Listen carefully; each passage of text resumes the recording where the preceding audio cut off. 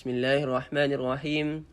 Alhamdulillah nahmaduhu wa nasta'inuhu wa nastaghfiruh wa na'udzu billahi min shururi anfusina wa min sayyiati a'malina. Man yahdihillahu fala mudilla lahu wa man yudlil fala hadiya lahu wa ashhadu an la ilaha illallah wahdahu la sharika lahu wa anna Muhammadan sallallahu alaihi wasallam 'abduhu wa rasuluh. قال الله تعالى يا أيها الذين آمنوا اتقوا الله حق تقاته ولا تموتن إلا وأنتم مسلمون وقال الله واتقوا الله الذي تساءلون به والأرحام إن الله كان عليكم رقيبا وقال الله اتقوا الله وقولوا قولا سديدا يصلح لكم أعمالكم ويغفر لكم ذنوبكم ومن يطع الله ورسوله فقد فاز فوزا عظيما إن أصدق الحديث كتاب الله وأحسن الحدي حدي محمد صلى الله عليه وسلم وشر الأمور محدثاتها وكل محدثة بدعة وكل بدعة ضلالة أما بعد. Alhamdulillah, hari ini 17 Ramadan, kita telah melepasi separuh daripada bulan Ramadan, dan sinonimnya 17 Ramadan kita akan didengari dengan kisah nuzul Quran ataupun cerita tentang penurunan Al-Quran. Dan Ramadan sendiri kita panggil sebagai Syahrul Quran, bulan Al-Quran. Jadi ada nak share sikit kenapa pada bulan Ramadan ni kita perlu melazimi Al-Quran. Tapi sebelum tu, kita tengok Al-Quran ni betul ke diturunkan pada Ramadan? Secara umumnya, Ana akan terangkan dan Ana akan bawakan 3 ayat dalam Al-Quran. Yang pertama adalah, kalau kita tengok dalam surah Ad-Dukhan, Allah berfirman, Inna anzalnahu fi laylatin mubarakah. Dan surah Al-Qadr, Inna anzalnahu fi laylatil qadr. Dan surah Al-Baqarah, Syahrul Ramadan allazi unzila fihi Al-Quran hudan linnasi wa bayyinatin minal huda wal furqan. Ketiga-tiga ayat ni, kalau kita tengok perkataan anzalnahu dengan unzila. Tapi bila kita tengok surah Al-Imran ayat ketiga, nazzala 'alaikal kitaba bil haqqi musaddiqan lima baina yadayhi wa anzala at-taurah wal injil. Allah sebut kat sini nazzala 'alaika. Perkataan nazzala dan juga anzala, kita tengok betapa tersusunnya Al-Quran ni, betapa hebatnya, mukjizat Al-Quran tu sendiri, betapa menariknya susunan yang Allah letakkan. Perkataan nazzala bermakna munajjaman, yakni bertahap-tahap. Nazzala yunazzilu tanzilan. Adapun anzala adalah secara terus. Contohnya kalau kita turun daripada lift, contoh kita turun pada tingkat 3 ke bawah, kita akan turun secara terus. Tapi perkataan nazzala kat sini, nazzala alaika, ka kat sini untuk Rasulullah. Allah turunkan kepada Nabi Muhammad secara berperingkat-peringkat. Jadi sebenarnya kisah penurunan Al-Quran ni pada bulan Ramadan. Tapi berdasarkan ayat-ayat Al-Quran, kalau kita ikut mazhab Ibn Abbas dan jumhur ulama, Al-Quran diturunkan daripada Lauhil Mahfuz kepada Baitul Izzah fis sama'id dunya, dengan ayat yang 3 tadi yang Ana sebut. Anzalnahu fi lailatin mubarakah, anzalnahu fi lailatil qadr, syahrul ramadan allazi unzila fihi al-Quran. Diturunkan secara satu Al-Quran tu, 30 juzuk tu diturunkan daripada Lauhil Mahfuz ke Baitul Izzah. Kemudian barulah surah Al-Imran ayat ketiga ni, nazzala 'alaikal kitaba bil haqq musaddiqan lima baina yadayhi. Allah turunkan daripada Baitul Izzah tadi, kemudian barulah daripada langit dunia tadi, baru Allah turunkan secara berperingkat. Nuzul tsani, yakni nuzul Quran min Allah biwasitah Jibril munajjaman ala Rasulillah sallallahu alaihi wasallam fi 23 sanah. Jadi Allah turunkan Al-Quran ni dengan perantaraan Jibril secara berperingkat kepada Rasulullah selama 23 tahun. Jadi ini adalah secara umumnya bagaimana Al-Quran diturunkan. Ya, ada beberapa kaul, tak silap Ana ada 4 mazhab yang berbeza. Adakah Al-Quran ini diturunkan secara terus? Tapi yang Ana sebutkan tadi adalah mazhab Ibn Abbas dan jumhur ulama. Al-Quran diturunkan secara terus daripada Lauhil Mahfuz kepada Baitul Izzah. Kemudian baru Allah turunkan secara berperingkat selama 23 tahun. Tapi yang menariknya, perkataan Al-Quran tu sendiri. Contohlah ayat 3 tadi surah Al-Imran tadi kan. Nazzala alaika. Allah turunkan secara bertahap-tahap. Tapi nazzala alaika al-kitaba bil haqq musaddiqan lima baina yadayhi wa anzala at-taurata wal injil. Anzala at-taurah wal injil ni Allah pakai anzala secara terus. Sebab kalau kita faham Taurahan untuk Nabi Musa, memang Nabi Musa terima 10 of commandments tu secara terus.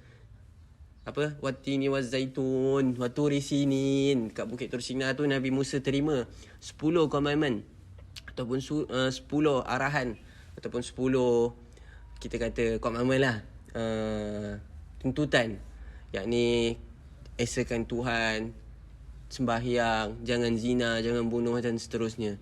Dan kemudian Injil diturunkan juga kepada Nabi Isa. Injil ni secara terus.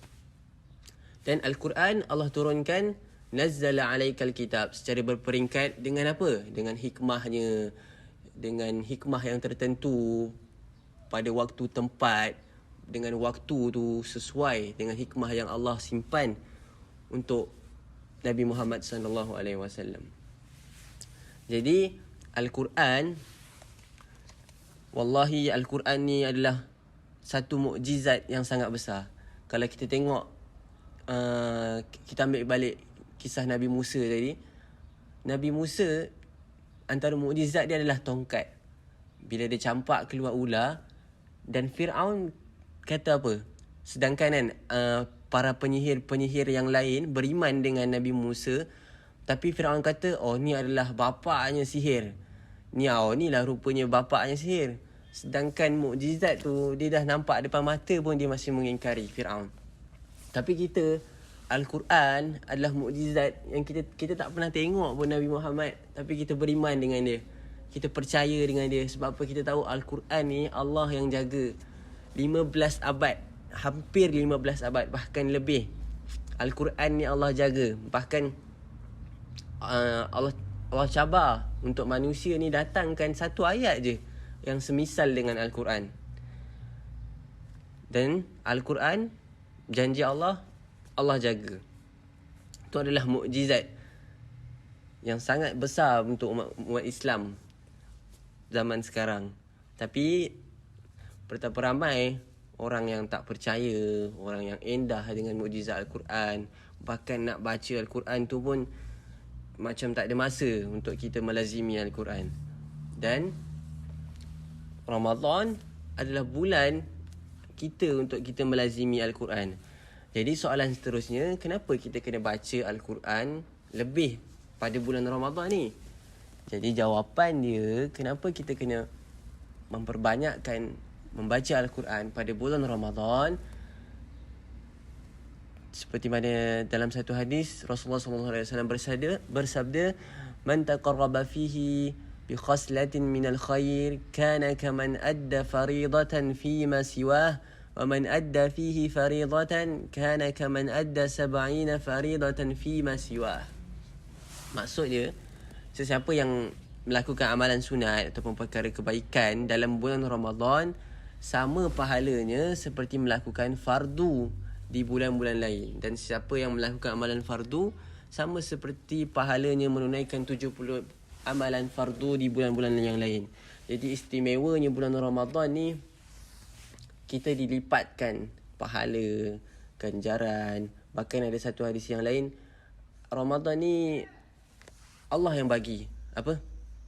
As-siyamu li wa ana ajzi bihi. Ramadan ni pahala dia Allah yang tentukan.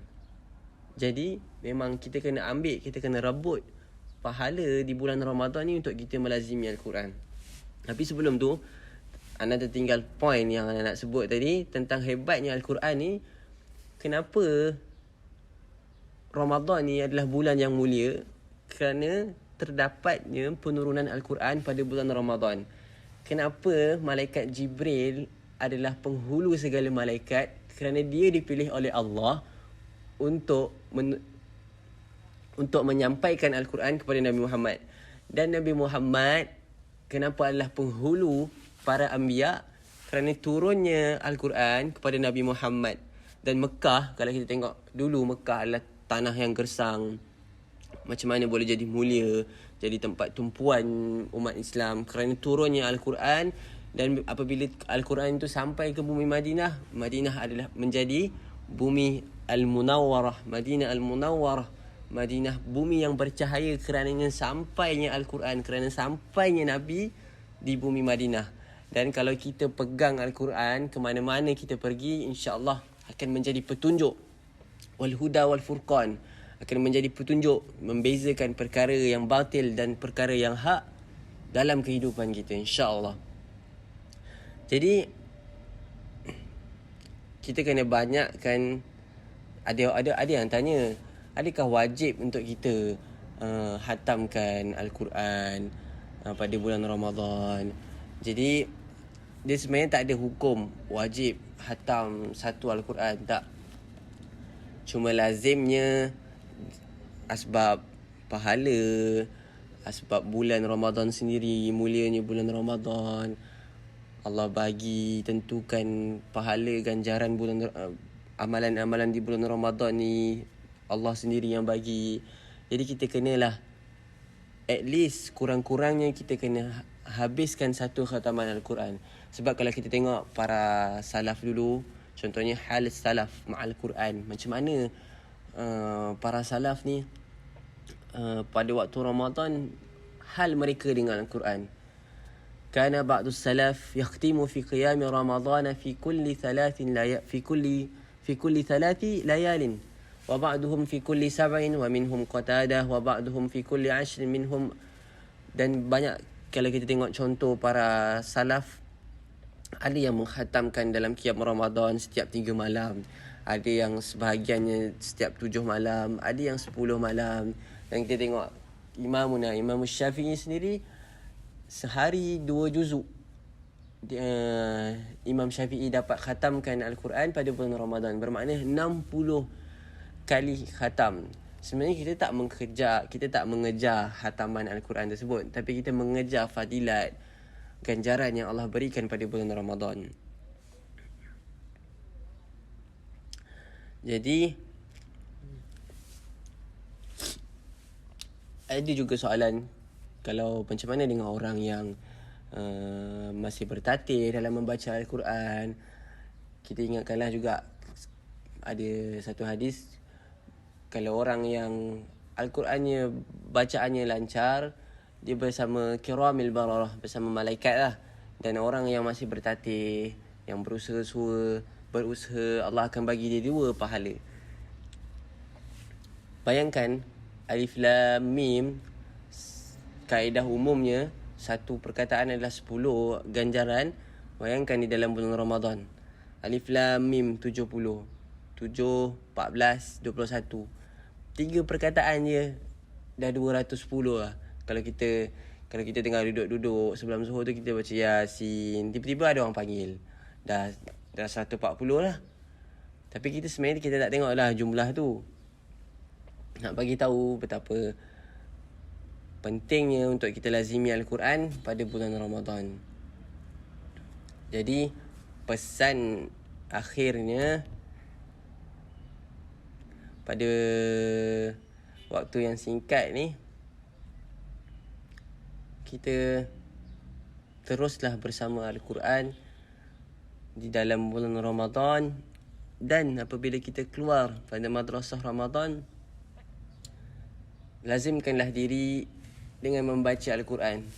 Kerana apa? Al-Quran ni memang petunjuk. Bahkan kalau non-Muslim ataupun orang Islam sendiri, kalau kita baca Al-Quran, kalau kita mempunyai kegelisahan dalam hidup, kita mempunyai keresahan, jawapan dia hanya satu. Kunci dia hanya Al-Quran.